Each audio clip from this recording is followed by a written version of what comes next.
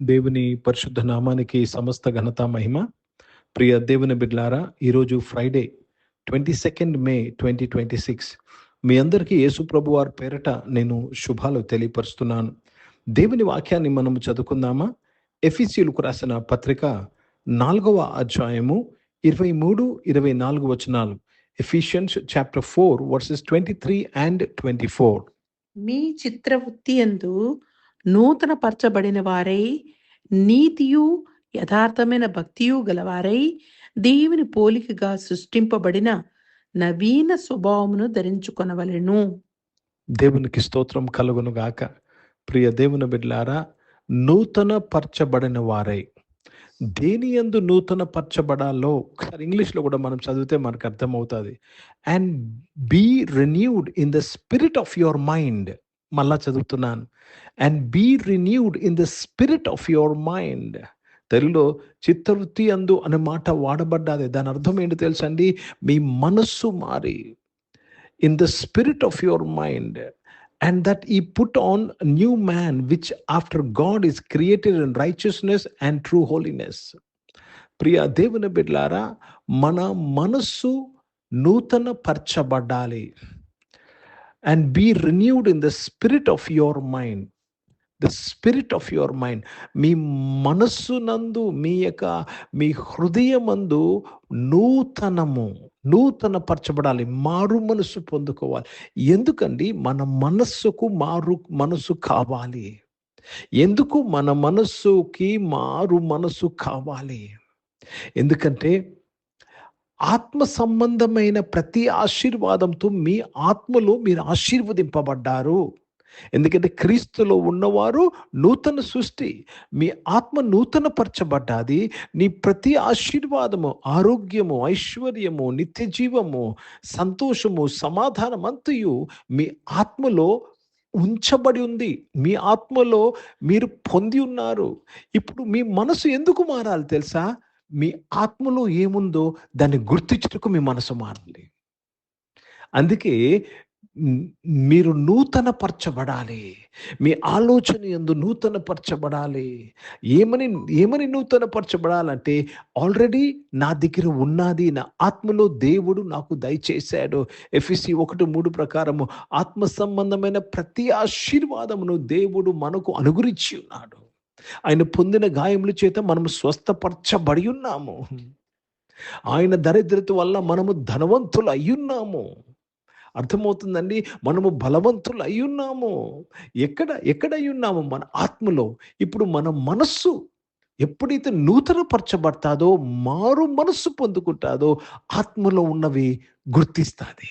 ఎప్పుడైతే మీ మనస్సు మీ ఆత్మలో ఉన్న ఆశీర్వాదాలని గ్రహించి గుర్తిస్తారో, అవి మీ జీవితంలో మీరు చూడడము, అనుభవించడము మొదలు పెడతారు. ప్రియ దేవుని బిడ్డలారా, when your mind is renewed, you can receive and see what is in your spirit. Manifestation of whatever God has deposited in your spirit will come. మీ ఆత్మలో దేవుడు ఏమైతే ఆయన పెట్టి ఉంచాడో వాటిని మీరు అనుభవించడం మొదలు పెడతాడు. ఎప్పుడు తెలుసండి? మీ మనసు ఏంగా మారాలి. మనసు అంటా ఉంటాం. మారు మనసు. ఏ విషయంలో మనసు మారాలి తెలుసండి? అది మారాను, ఇది మారాను, అది మానేశాను, ఇది మానేశాను. అసలైనది మారు మనసు దేంట్లో కావాలి తెలుసండి? మీ ఆత్మ మీద నీవు ఆధారపడ్డము. ఇంద్రియ జ్ఞానం మీద ఆధారపడుతున్న నీ మనస్సు ఇప్పుడు ఇంద్రియ జ్ఞానం మీద కాదు, నా ఆత్మలో దేవుడు ఏమి పెట్టి ఉన్నాడో దాన్ని బట్టి నేను నిర్ణయాలు తీసుకుంటాను, మాట్లాడతాను, డెసిషన్స్ తీసుకుంటాను అని ఎప్పుడైతే మీ మనసు మారుతుందో నీవు అనుభవించడం మొదలు పెడతావు. కాబట్టి ప్రియ సంఘమా, ప్రియ దేవుని బిడ్డలారా, God has already blessed you. దేవుడు నిన్ను దీవించి ఉన్నాడు. There is no second thought about it. God has blessed you. ఇప్పుడు దేవుడు మీకు ఇచ్చింది నువ్వు అనుభవించాలంటే నీ మనస్సు మారాలి. మీ ఆత్మలో ఉన్నవని గుర్తించి ఎప్పుడైతే నీవు నమ్ముతావో, everything will be for your glory. Hindi में पढ़ेंगे एफिसियों का पत्र, उसमें 4 अध्याय और 23rd और 24 वचन पढ़ रहे हैं. जिससे बुद्धि और आत्मा में तुम्हें नया किया जा सके और तुम उस नए स्वरूप को धारण कर सको जो परमेश्वर के अनुरूप सचमुच धार्मिक और पवित्र बनाने के लिए रच गया है। आपका बुद्धि नए सिरे से हो जाना चाहिए। आपका बुद्धि नया होना चाहिए। मतलब अब तक आपका बुद्धि दूसरी तरह से देख रही थी, हर विषय में दूसरी तरह से देख रहे थे आपका बुद्धि, लेकिन अब आपका बुद्धि आपके आत्मा में जो भी परमेश्वर दिया है उस तरफ फिरना चाहिए। तब आप परमेश्वर आपके लिए जो रखे हैं वो आप अनुभव करने लगेंगे। కాబట్టి ప్రియ దేవుని బిడ్డలారా, మీరు ఆత్మలో దేవుడు నిన్ను దీవించి ఉన్నాడని మీ మనసు మారాలి. అర్థమవుతుందండి? ఇప్పటిదాకా మన ఇంద్రియ జ్ఞానము, మన ఫీలింగ్స్ ద్వారా, మనం చూస్తున్న ద్వారా మనం డెసిషన్స్ తీసుకున్నాం, నిర్ణయాలు తీసుకున్నాం. ఈరోజు ప్రియ దేవుని బిడ్డలారా, మీ ఆత్మ సంబంధమైన ప్రతి ఆశీర్వాదంతో దేవుడు మీరు దీవించి ఉన్నాడు. అన్నీ ఇచ్చి ఉన్నాడు. ఏదైతే నువ్వు అడుగుతున్నావో ఆల్రెడీ నువ్వు పొంది ఉన్నావు. అర్థమవుతుందండి? You're asking what you already have.